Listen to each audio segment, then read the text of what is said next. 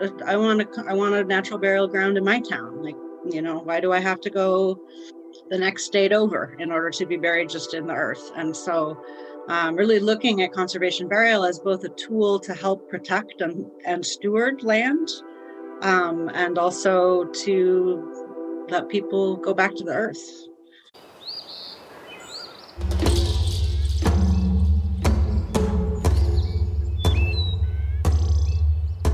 This is the Regenerative Real Estate Podcast. Revitalizing the world together.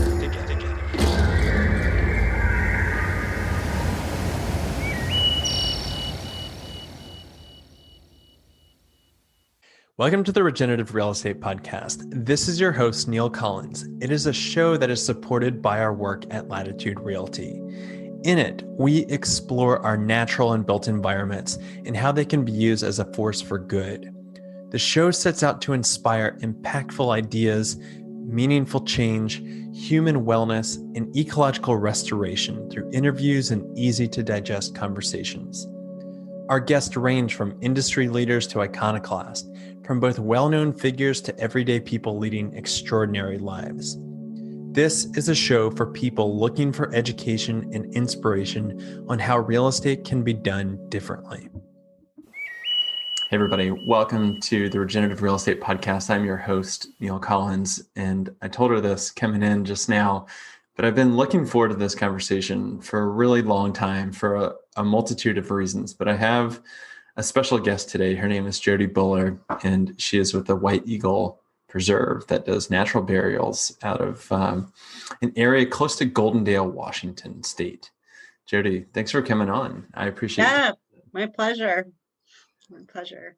Jodie, I tried to prepare for this of how do you put words to something that is my interest of natural burials. And I want to preface this to our listeners of just, if they've been listening to the show for some time, they know that I'm trying my best to really explore the concept of regeneration. And with that, I get drawn towards life is death and death is life.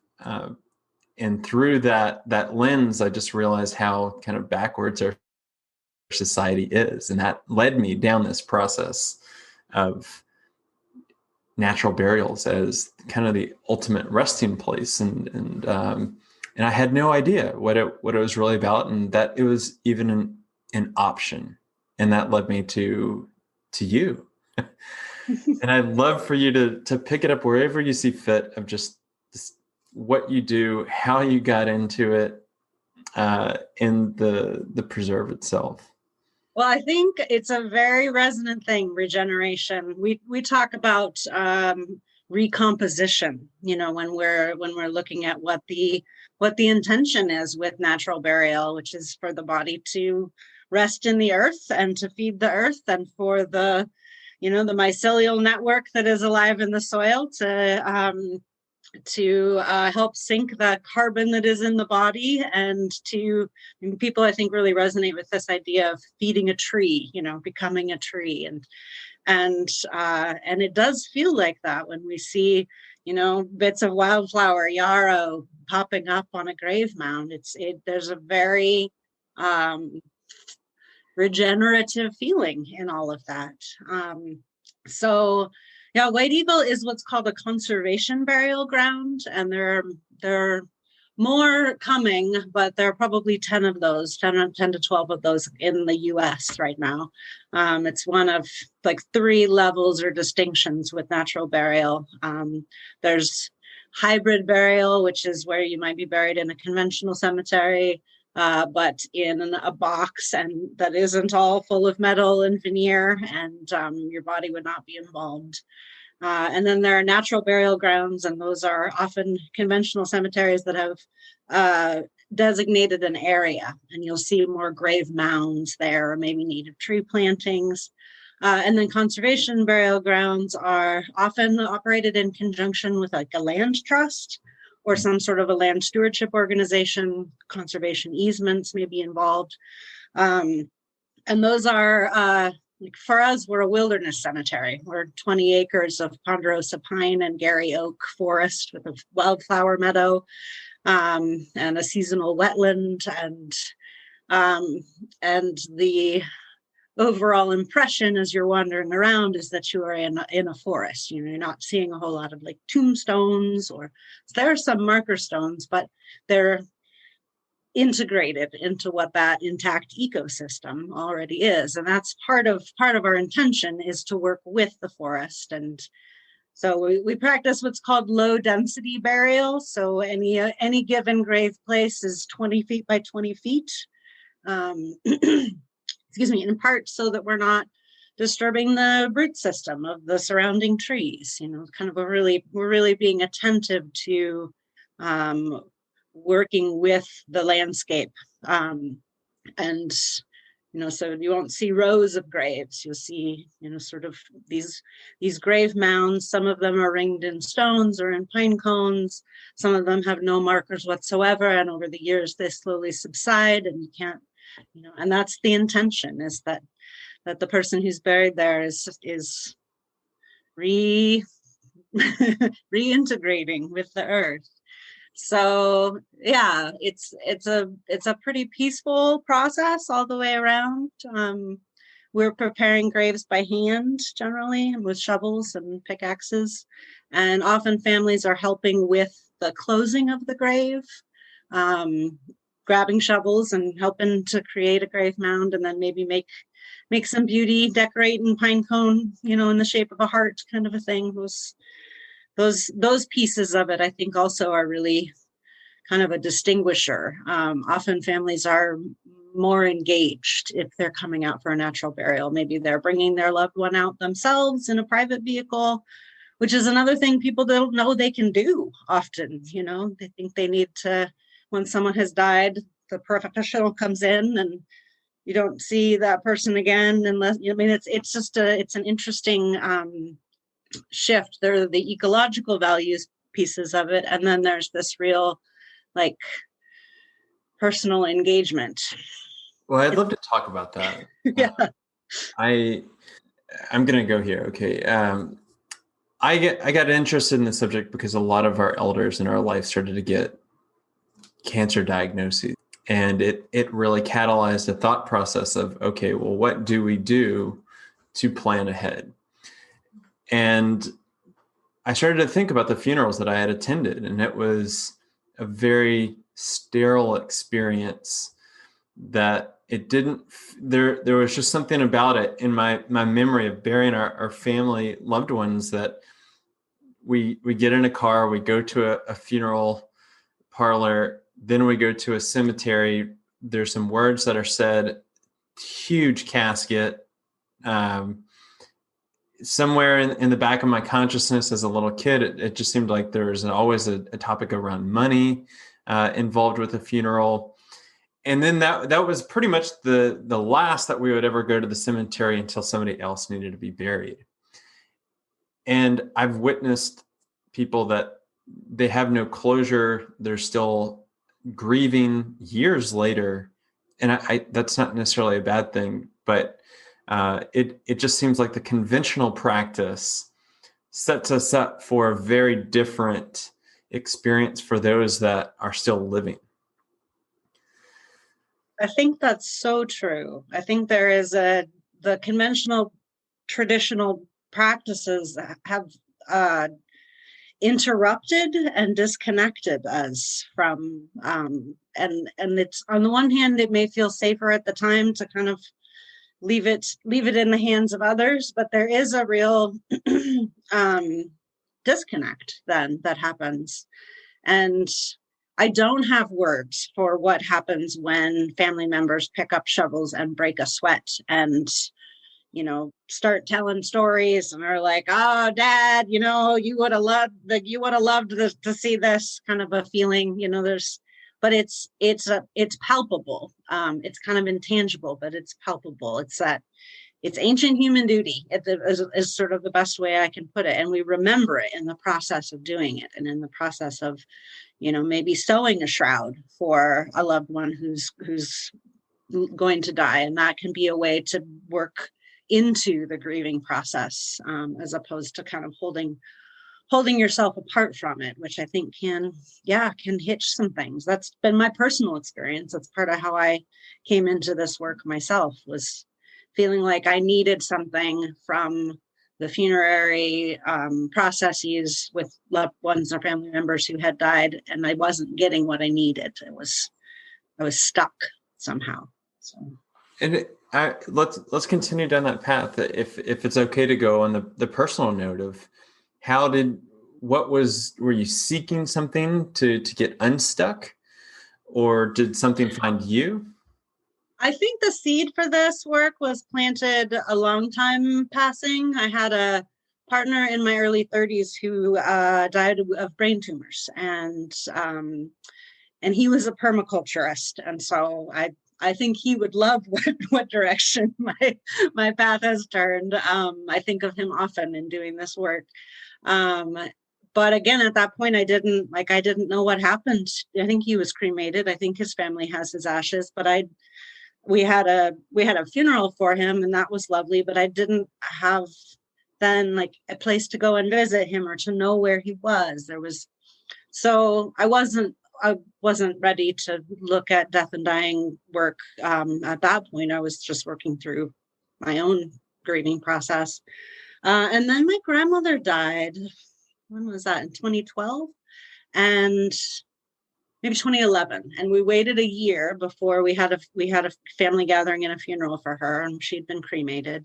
And it was during that year that I was beginning to identify that I didn't know how to do any of this. I didn't feel like we were equipped as a family, So I started putting feelers out, and it was sort of along the lines of an email to a bunch of friends saying, like, I think when I'm an elder, I want to do death and dying work. So if you know anybody who's working in hospice, maybe I could take them out for tea, that kind of a thing.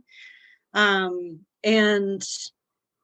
it so happened that White Eagle was needing a new cemetery director. I had met that place. I'd met Econi Ranch, which is where White Eagle is located, a number of years before then, and had gone out for work parties and been connected with the community. And the executive director gave me a phone call kind of out of the blue and said, "Is there any chance, this is random, would you be interested in applying to be cemetery manager?"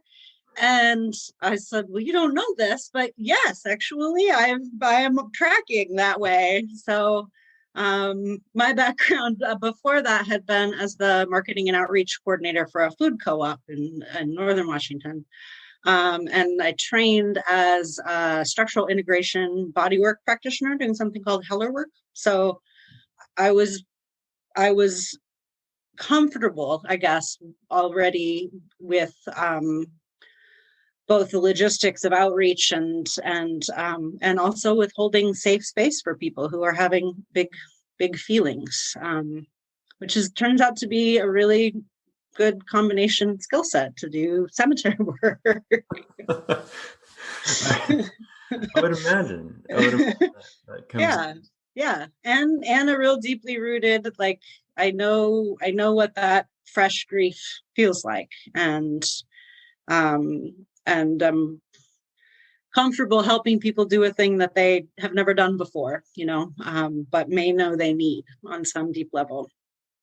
I came into a term that I had never heard before, and it was that of a death doula. And I'm in my mid-30s, and we had our first child 4 years ago, and we had a birth doula.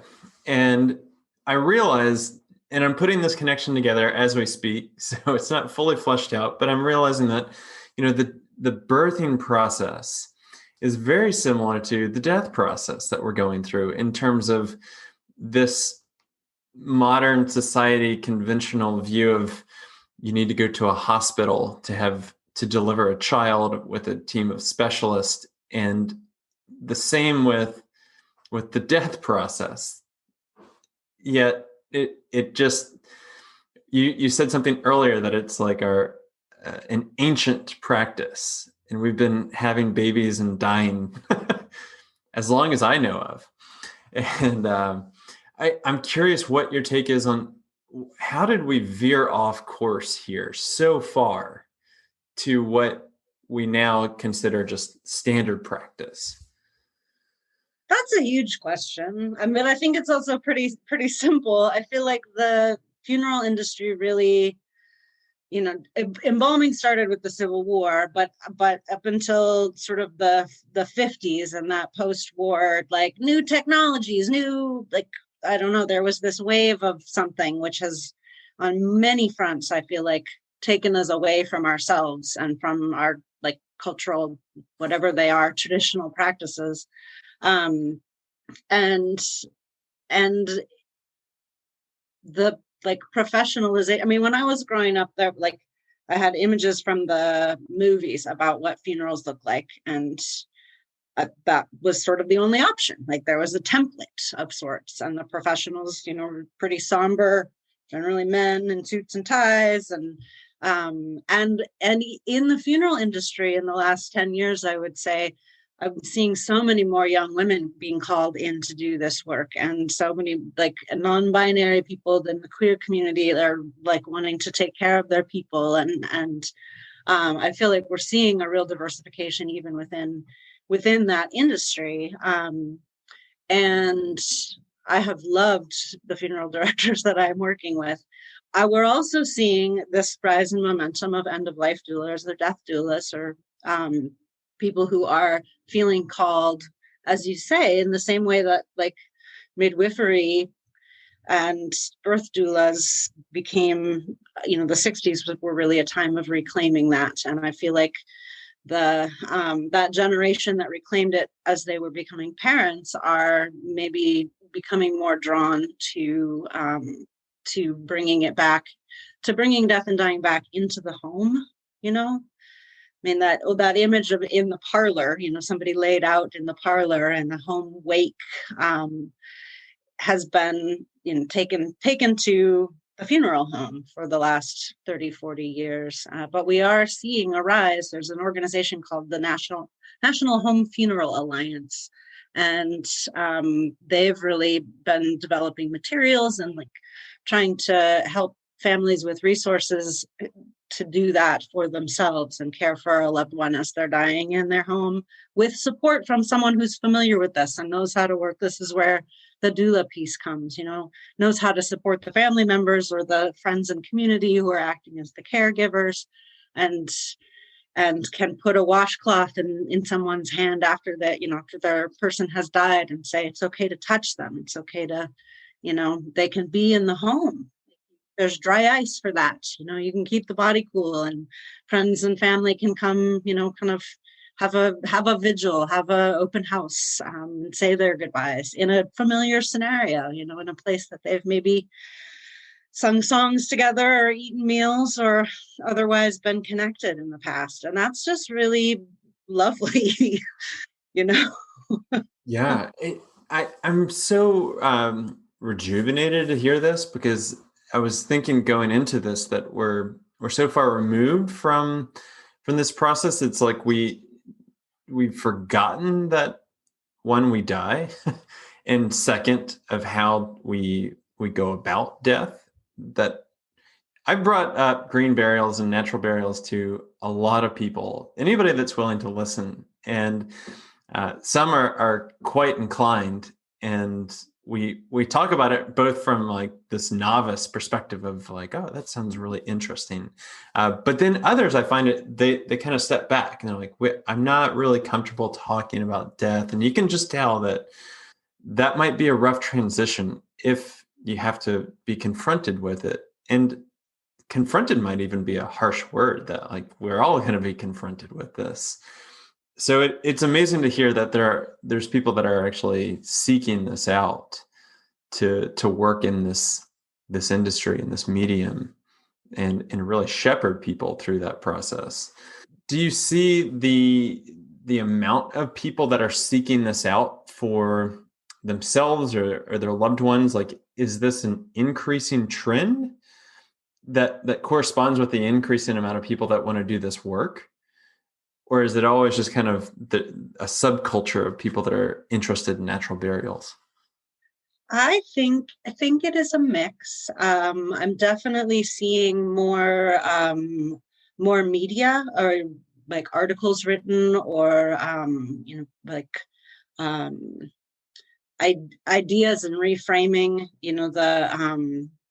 The video, the TED Talk with the mushroom suit that came out a couple of years ago. Have you seen this? I haven't, no. It is a way that a designer began to think more deeply about, I think, her own mortality and what do I want to say? Sort of recomposition. And so she gave a TED Talk that went viral. She's wearing, it's kind of like a ninja suit, but it had spores inoculated, like mycelial spores inoculated in the seams. And the idea being that the mycelial network definitely helps to break down the tissues in the body and foster that recomposition. The good news is you don't actually need a product for that. The soil can do that. You just need to put as few barriers in the way. But it's things like that really spark people's attention or imagination, or like, I've just seen some waves of this over the years. And I think it does, for not everybody, but it does capture that, like, oh, I don't have to just be like avoidant of thinking about death. It can actually, like my first time going out to White Eagle was like, oh, okay, yeah, this is good. Like I could do this. It's not as scary anymore.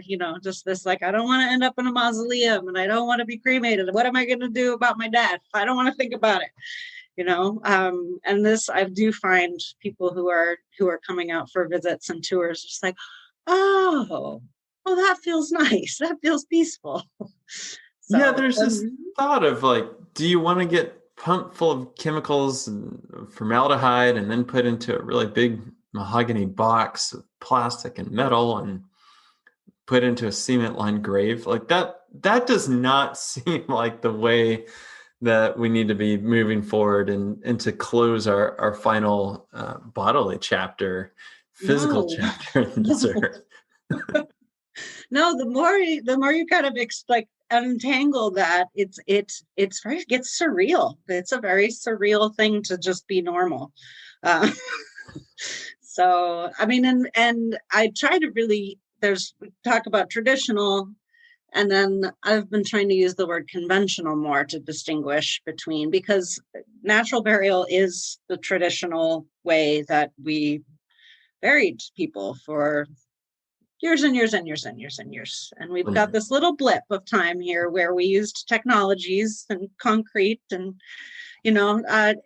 so I'm hoping that it is just a little blip, and that the growing momentum and understanding of this, that's part of what conservation burial is, why it's so exciting for me. We formed the Conservation Burial Alliance in 2018, I think, to try to help spread awareness in the land trust organization world, and with all of these community efforts that are beginning to grow. Like I want a natural burial ground in my town. Like, why do I have to go the next state over in order to be buried just in the earth? And so really looking at conservation burial as both a tool to help protect and steward land, and also to let people go back to the earth. Hey everybody, this is Neil. We are going to get back to this great conversation in just 1 second. But I think it's fair to say that right now we are facing some pretty unprecedented challenges in the 21st century. I mean, you name it, environmentally, socially, economically, we've got some big problems that we need to overcome. And that's why, for me personally, and the people that work with us at Latitude, we want to dedicate our time and our energy so that we are not only working to put food on the table and a roof over our heads, but also make the world a better place. And so if you are at all interested in combining your sustainability values with a very powerful financial model of real estate, then I highly encourage you to check out what we are doing at Latitude. we are creating something truly special with a tribe of change agents that for now is working across North America. And hopefully one day in the future, with you coming on board, we can be working across the globe. So please check us out. You can go to www.chooselatitude.com, or you can find us on social media at latitude.realty on Instagram, and we are also on Facebook. Okay, let's get back into it. Yeah, for the listeners that aren't familiar, can you give an overview of a land trust? Land trusts are generally place-based organizations that are looking to try to acquire and hold in conservation. So whether that's a conservation easement that says this land is protected from development in the future, no parking lots, no buildings are going to go here. So land trusts have been around for a long time, and are working on the community scale generally. Like there's one that's Columbia Gorge focused, and there are a couple out on the Olympic Peninsula up in Washington where I am. They're kind of everywhere, but they're actively looking at like what land is most in danger of being, and some of them are working with like agricultural land and farmers who may want to live on their land until they die, but then they can get an easement put on so that land remains farmland. So after they die, it doesn't get sold and become commons, whatever. So they're really invaluable organizations, and their models have often been to look at easements and protection and not necessarily like running a cemetery. But we've seen a number of examples in existing conservation burial ground efforts where there's an integration there, and Sure. they can really be valuable allies and partners together. So, Jodie, you mentioned that there's 10 conservation burials across the country. Yeah, I think there are 10 at this point. Sorry. Why so few? Because it's complicated. It's not that complicated, actually. I think that there are a number of barriers to starting a cemetery in general. One of them is endowment care. You need to raise a chunk of money. In Washington State, it's $25,000. That is the in perpetuity fund. So that just stays. And then, like, say, for example, every site that we sell, 10% of that site cost goes into the endowment care fund, and that just stays in the bank. I think when private cemeteries were going out of business in the 80s, and like municipalities or counties were on the hook for maintenance. And with most of those cemeteries, it's like that somebody's got to keep mowing the grass, somebody's got to take care of the shrubberies, and so that with conservation burial it looks a little bit different because it is a forest. When there's not a lawn to maintain, but it's still like how do we tend this earth? How do we assure that there's money to keep doing that into forever, which is another topic of conversation. Speaking of real estate, like there's some underlying things I feel like around with the concrete vaults, and they're like, I get to own this little 10 by 3, square of cemetery land with my body forever, which it's interesting. It's part of American culture, I feel like. But they're gonna start standing them upright one of these days. I know. Out of room. So you have to raise a chunk of money to begin with if you want to start a cemetery, and then you need to find land, and that piece can be expensive as well, which is where the land trust partnership can really be helpful. And then it's all of the things that go along with any startup for a business. How do you let people know that you exist, hire staff, run the organization, all of those things. It's a complex community effort, I guess.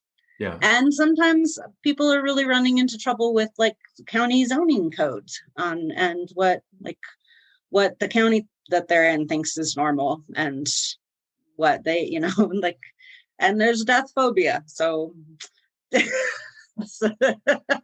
Is it all the legal? things. Is natural burial legal in all Mhm. 50 states? And sorry to our international listeners. I know that you are out there, and I'm sorry that we. Yeah, well, and there's a real growing green burial movement in the UK and in Canada as well. Like there are um, this feels to me like a rising tide, if you will. But part of it is awareness and a lot of the cultural conception that it's either not legal or it's not legal to work without a funeral director, or just there's, I don't know, it's just that feels to me part of like what's happening right now is that there's awareness growing, both from within the industry and just from general publics and Especially, curiosity. yeah, curiosity for sure. That's why we're here right now. I saw a really beautiful video. I think it's, oh, I can't even remember the name right now. But it was in England about how they're using natural burial almost as a funding mechanism to restore and revitalize the land and the forest. And I thought, wow, what an incredible, I mean, it sets off the triggers of my mind of traditional real estate, of like, what an interesting way to unlock the financing piece that's needed in order to do revitalization work. How does the cost compare from a conventional modern burial in a cemetery to a natural burial? That's a good question. I feel like it costs really vary depending regionally where you are. California can be very expensive to be buried, and we're definitely a natural burial is definitely more expensive than a cremation would be. I feel like less expensive than a conventional burial, unless you're wanting just like often cemeteries and funeral homes will parcel out or like tier what their pricing is. So if you want just a direct burial, no graveside service, it'll be this price, which would probably be less than a site with us. Our sites are for a burial, all told with for cemetery costs is $3,350. I feel like that's significantly cheaper than like a $10,000 to $15,000 price tag. It's That for some reason that sticks in my it, mind. yeah, and I think that is what the sort of the research, the average research says, is that a funeral and burial is going to cost between 10 and 20 grand.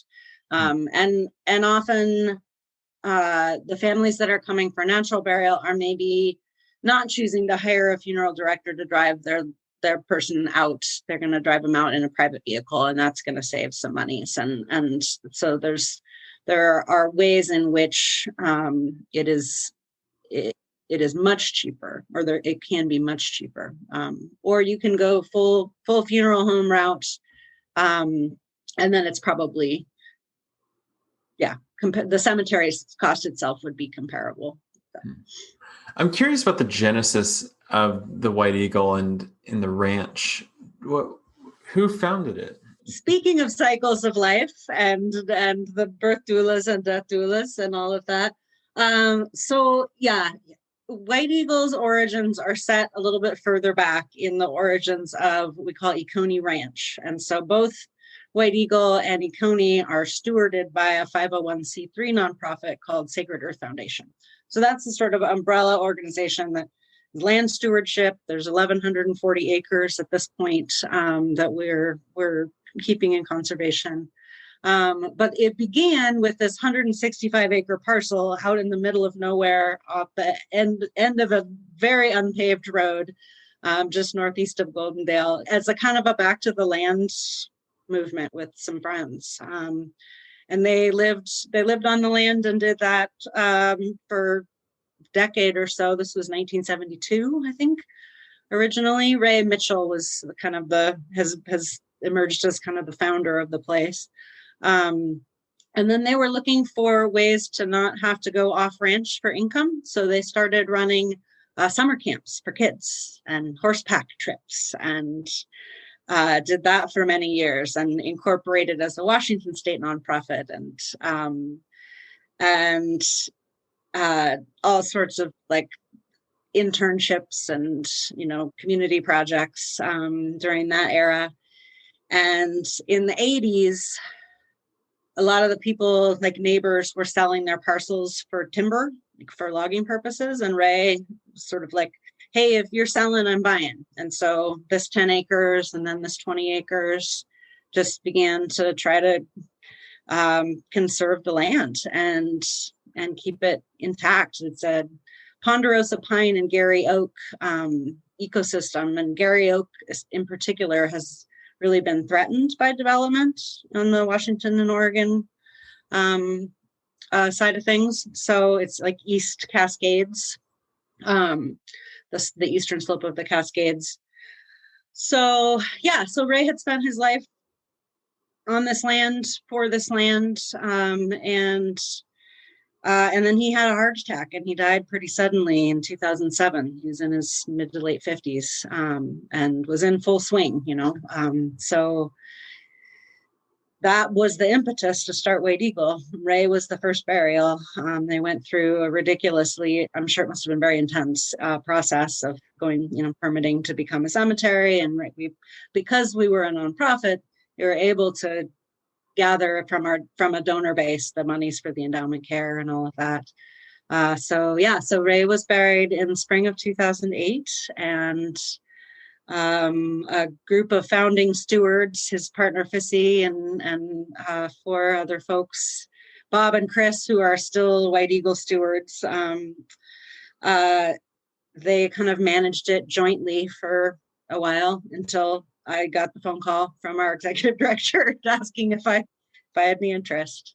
So it's beautiful. We are still running summer camps. Well, not right now because of the pandemic, but we're running land-based programs and forestry internships and offering just people of all ages the chance to connect with this land. And the summer camp kids here when there's going to be a burial, and they're riding horses out along the edge of White Eagle, and it's kind of a beautiful, strange incorporation. My elevator pitch when I try to explain what I do and where I do it is not 25 words or less, but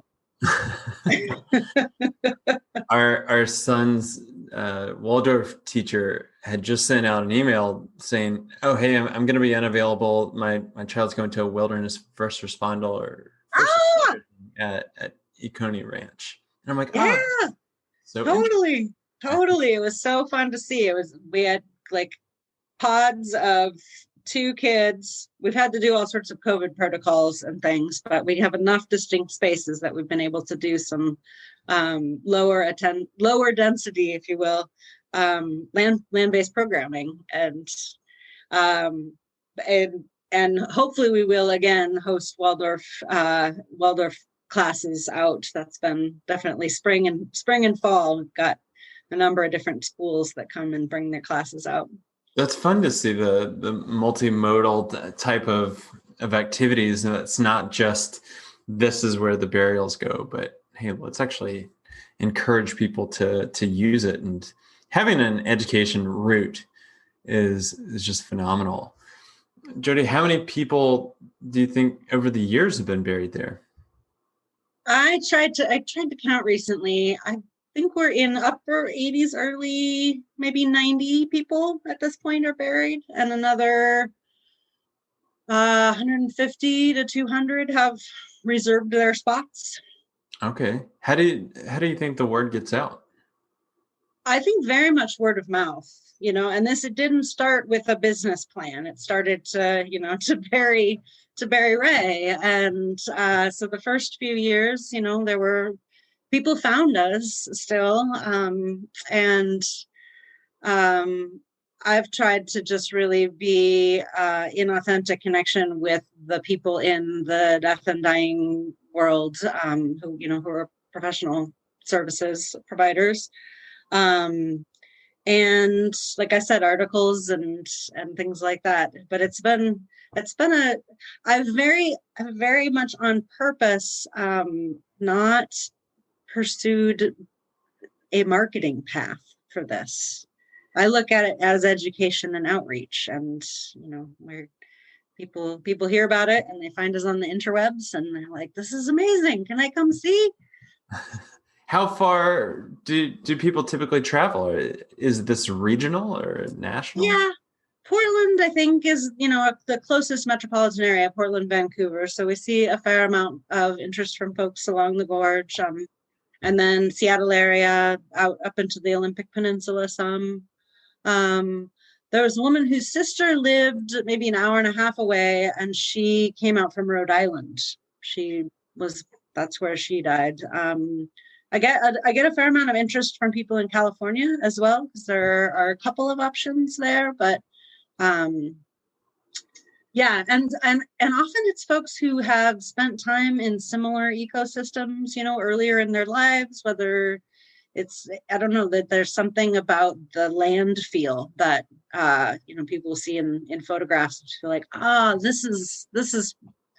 this has meaning for me. I would love to be laid to rest in this kind of a landscape.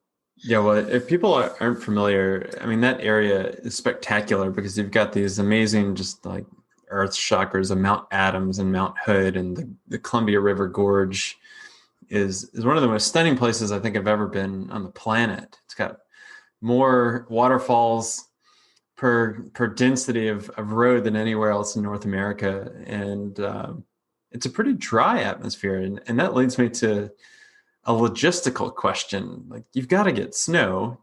Oh yeah. Like, it's got to be seasonal to the work, but death doesn't seem to be seasonal. So what do you do? Yeah, we are about 2,700 foot elevation.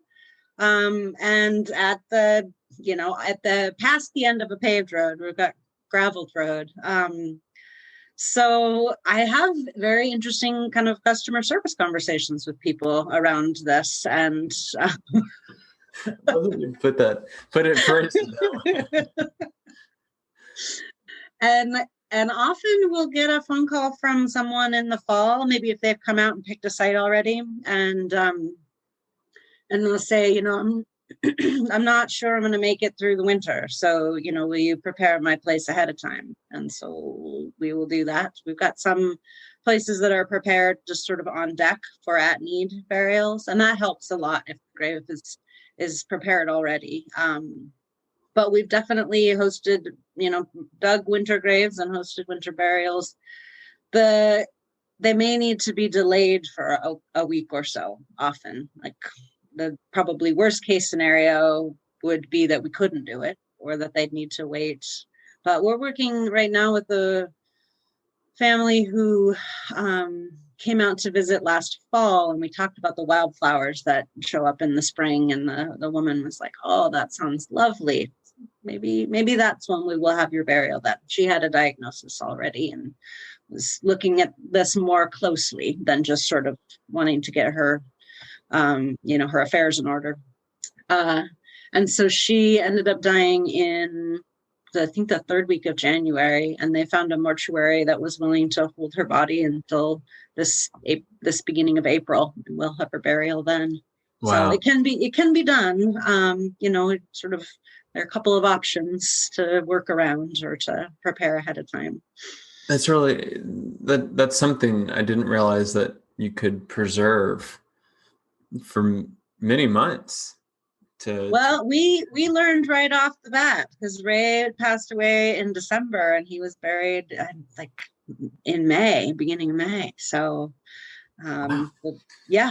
I mean, it's not ideal, that's a long time for a family to be in that sort of suspended place before what that closure is of a burial, of laying someone to rest. But for this family's purposes, it's going to be lovely. And it's given them a lot of time to talk through all of it with the kids and make it real. And it's not in that, I do feel like that's a thing that our culture struggles with, is this, the minute somebody dies, you have to call a funeral director and they got to come right away and whisk somebody away. And there isn't the rush that I think we've internalized, which is good news. Yeah. And I really try to encourage people to slow down if they can with this whole thing, because grief is a huge process, and logistics and grief are not great friends. We're not moving at our best best pace, and we shouldn't. Like, we don't have to. Can just really be attentive and take time with each part of it. I think I heard an NPR story years back about a small town in like Wisconsin or something that started to talk about death and preparations really early on, where it just became the norm to talk about this. And because it was a small town, they just, everybody did their preparations early. And that I can't even remember where the article went. I've read this article, and Bellingham, Washington for a while was trying this too, because they had like 90% of the people had completed their advanced directives, and it was just amazing. And what a culture shift that is, because that means then everybody was having those conversations around the dinner table, or, like, what do you want? Who do you want to be there? How do you want to do this? Like, it's, and even if it's just like breadcrumb trail, people, I feel like people, one, want to be of use, and two, like, want to know that they're honoring your wishes. And so it helps to articulate them in some form or fashion. When I started doing this work, I gave each of my parents and my sibling a folder for Christmas that had an advance directive in it, and had like it had like a death plan. Like, you can make one of those. You can make it up. You can just like, it was I was working with a template from A Sacred Passing, which is a end-of-life doula organization in Washington. And it was, is asking questions like, imagine you're really sick. Like, do you want to, like, what do you want around you? What would your comfort things be? Do you want music? Do you want visitors? Just trying to, and that helps you begin to visualize. I mean, these are good questions to ask yourself. Like, what do I want? Actually, maybe I don't want visitors. I can be kind of a hermit, like, that might be irritating. I don't know.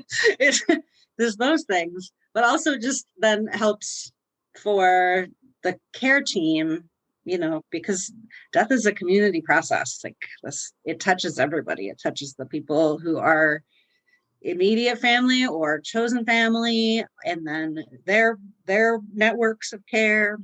So yeah, and it can be messy also. So talking it out ahead of time can really help proactively to keep family bonds intact. We had a burial recently where the dad had just said, just don't put me in a box. But then it turned out that the 4 siblings all had really different ideas about what they might need or what that might mean. And so they had a really, really hard week trying to get finally to us to get consensus and to work through what all of their underlying, like, no, not this, not, just the tensions around it. And it, like, I think the oldest sister said, we are not, like, I don't like who our family is right now. Like, we're not at our best. But so anyways, cautionary words. I just hear my dad in the back of my head just saying, like, wrap me up in my bed sheet. And Yep. I get a lot of that. Like, okay. And yeah, I wrote mine out, my sort of death plan out by hand. And then I typed it up, and then I emailed it to people. And I just said, this is a living document. It might change. Like, there's nothing formal or legal about this, but I think I'm going to tap you to help. So you should know kind of what I want. And that gave everybody a chance to read it, sit with it, ignore it for a little while, come back to it, whatever that was. So I wasn't just like cold calling them like, hey, we got to talk about this, just a little, like, a slow process into the conversation. Yeah. And yeah, and with my dad, I feel like I started a thing. Like, now he calls me whenever he's like, we're doing another purge of the storage unit, and like, I'm now his buddy in his process of thinking about his end of life affairs, which is cool. I'm glad. Everybody needs a buddy, right? Everybody needs a buddy. Are you finding people are putting the linkages together between White Eagle and natural burials and the right to die laws that Oregon has? I wouldn't say explicitly. No, we've worked with a number of people who have gone that route, and I feel like that is also an emerging conversation, as it is legal and more people are learning about it. And Washington also has this option, and has also, I think End of Life Washington just created a Alzheimer's advance directive, which had been a sticking point for folks, like with the right to choose your time of going. One of the stipulations had been that you must be, your faculties must be intact. So they're all long haul efforts, to try to actually have both informed and reasonable conversations about what our options are and what people might actually need from their end of lifetime, from that dying process. Well, Jodie, I think that's such phenomenal work, and it's funny because I bet growing up you didn't see yourself going down this path, but I'm glad you did, because I was an English major, so I'm just going to speak up for that as an incredibly versatile. You have options, English majors. Yeah, and you bring humor to it too, which is great, because it's one of those conversations. I literally was thinking about this conversation an hour ahead of time of like, okay, what are the words that I can even use? And I read like the Green Burial Guide. I think that's the name of the book. And I kept thinking about my partner and like, how would I go about her death? And it became a very emotional experience by the end of the book, where I'm like, wow, okay, I didn't realize that this was going to be such an emotional process. And so a bit of me had this reluctance going into the conversation of, okay, where is this going to go? But if you're the face and the voice that I get to whenever I want to prepare my burial at White Eagle, it's going to be such a pleasurable experience. Well, yeah, thank you. That's very good. Very kind. And I do find one of the things that I talk about with interns or stewards who are coming into this work, as young adults maybe, and have that sort of like, I don't know, is this going to make me feel too much? Is this going to be weird? Like, is that the human scale of all of this, and this is an authentic development of humanness skills is what people are doing, I feel like. And some of that is really emotional, and some of that is really hilarious. I mean, this like the and I'm gonna reflect what one woman said burial a couple of years ago, and they had come out ahead of time to help prepare the grave, and it was sisters and their mom and one of the woman's daughters, who was like 5. And so it's all of us preparing the grave place, and the 5-year-old is like in and around and like jumping up on the shovel, like her grandma's got her, kind of braced, and then other family joined for the burial itself, and the 5-year-old's running around and grabbing pine cones, and it was just lovely in many ways. It was really sad. But what the daughter said was, this could have been just horrible. And instead it was so many other things as well, So I feel like the more authentically I'm able to make connections with the actual people who are coming out to do this pretty intense and emotional thing. The bigger and better window in, I guess, both to like people's individual grief and their community connection, can be formed. So the burial that we had last week started out so like everybody, I mean, I think this is pretty true. people arrive, they've never been there before. They're bracing themselves for what's going to happen. Are they going to be really, really sad? Is it going to be terrible? And the peace of the place, just being surrounded by trees, kind of, once we get out there, everybody kind of calms. And then, then there's the sort of there's the formal saying of words or reading or playing music or whatever. And then invariably there's a point, generally it's while the closing of the grave is happening, where the funny stories start coming out, and you're like, oh, and then there's this part of this person's personality, and people are like cracking up to some degree. There's room for that too, I guess is what I mean to say. And so I feel like I get these incredible glimpses into like real people, that during the community goodbye, there's like this more humanness is emerging for all of us, maybe is the way to put it. Wow. You're compelling me to want to attend a natural burial right now.